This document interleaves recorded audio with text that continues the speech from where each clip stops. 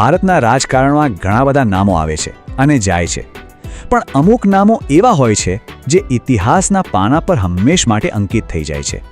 એવું જ એક નામ છે અટલ બિહારી વાજપેયી. એક એવું વ્યક્તિત્વ જેણે ખરેખર દેશને એક નવી દિશા આપી. તો ચાલો આજે આપણે એમના એ જ શાનદાર નેતૃત્વ અને એમના અમર વારસાને જરા વધુ નજીકથી સમજીએ. અને આ વાત એકદમ સાચી છે.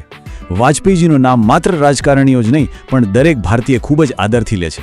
ખબર છે, એમની સૌથી મોટી ખાસિયત એ હતી કે કોઈ પક્ષના સીમાડાઓ એમને ક્યારેય બાંધી ન શક્યા. એ બધાના હતા. પણ અટલજીને ખાલી એક રાજકારણી કહી દેવા એ તો એમના વ્યક્તિત્વ સાથે અન્યાય જેવું છે. એમનું વ્યક્તિત્વ તો અનેક રંગોથી ભરેલું હતું. ચાલો એમની આ અનોખી પ્રતિભાની સફર પર એક નજર કરીએ.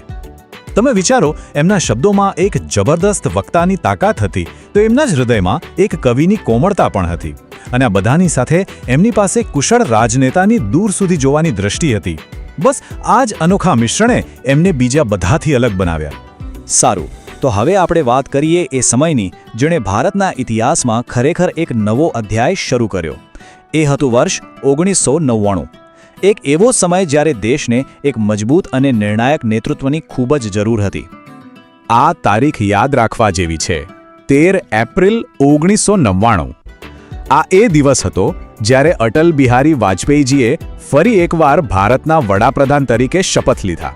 અને સમજો, આ કોઈ સામાન્ય રાજકીય ઘટના નહોતી.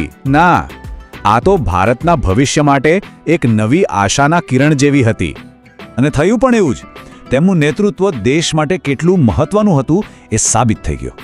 એ સમયે દેશની અંદર અને બહાર ઘણા પડકારો હતા, પણ વાજપેયીજીના અનુભવ અને શાંત સ્વભાવે દેશને એક નવી સ્થિરતા આપી, એક નવી દિશા આપી.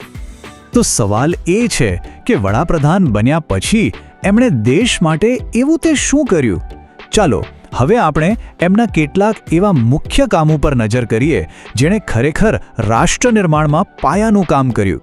અને જો એમનું શાસન છે ને, એ ખાલી વાતોનું નહોતું. બિલકુલ નહીં. એ હતું નક્કર કામનું, પરિણામોનું. પછી એ સુવર્ણ ચતુર્ભુજ જેવો મેગા પ્રોજેક્ટ હોય જેણે આખા દેશને રોડથી જોડી દીધો, કે પછી ટેલિકોમ ક્ષેત્રમાં કરેલા સુધારા હોય જેણે કોમ્યુનિકેશનમાં ક્રાંતિ લાવી દીધી. અને હા, પોખરણ પરીક્ષણ જેવી મોટી ઘટના પછી પણ એમની વિદેશ નીતિ એટલી કુશળ હતી કે દુનિયાભરમાં ભારતનું સ્થાન વધુ મજબૂત થયું. એમની વિદેશ નીતિનો પાયો જ શાંતિપૂર્ણ શક્તિના સિદ્ધાંત પર હતો. મતલબ કે તેઓ હંમેશા વાતચીત અને સંવાદમાં માનતા હતા. પણ જ્યારે વાત દેશની સુરક્ષાની આવે ત્યારે કોઈ સમાધાન નહીં. આ જ સંતુલન તેમની અસલી તાકાત હતી. એમના કાર્યકાળમાં દેશ પર સંકટો પણ ઓછા નહોતા આવ્યા.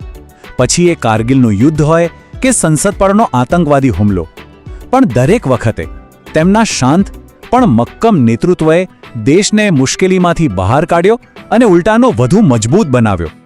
નેતાઓ તો આવતા જતા રહે છે, પણ અમુક લોકો પોતાનો વારસો પાછળ છોડી જાય છે, જે હંમેશા જીવંત રહે છે. તો અટલજીએ આપણા દેશને કેવો વારસો આપ્યો? ચાલો એમના વ્યક્તિત્વની એ અમર છાપને સમજીએ. વિચાર તો કરો, દેશના સૌથી મોટા પદ પર બેઠા હોવા છતાં તેમની સરળતા અને વિનમ્રતા કાયમ રહી. અને આ જ ગુણોએ એમને સામાન્ય માણસના દિલમાં જગ્યા અપાવી. આ જ કારણે તેઓ સાચા અર્થમાં જનનેતા બન્યા. અને આજે પણ એમના વિચારો એટલા જ પ્રસ્તુત છે. ખાસ કરીને યુવાનો માટે તો એમનું જીવન એક ઉદાહરણ છે કે સિદ્ધાંતો અને મૂલ્યોને સાથે રાખીને પણ સફળ રાજનીતિ કરી શકાય છે. અને અંતે તેમનો આ સંદેશ જાણે તેમના આખા જીવનનો સાર હોય કે કોઈ પણ દેશને આગળ વધવા માટે બે જ વસ્તુ જોઈએ: એક મજબૂત નેતૃત્વ અને બીજું સકારાત્મક વિચાર. તો આ બધી વાત પછી અંતે એક સવાલ, એક બહુ જ મહત્વનો સવાલ આપણી સામે આવીને ઊભો રહે છે. આજના આ જટિલ સમયમાં, આજના માહોલમાં શું આપણને અટલજી જેવા નેતૃત્વની ખરેખર જરૂર નથી? એક એવા નેતાની જે લોકોને જોડે, તોડે નહીં. કદાચ આ સવાલ પર આપણે સૌએ જે વિચાર કરવાનો છે એ જ એમને આપેલી સાચી શ્રદ્ધાંજલિ ગણાશે.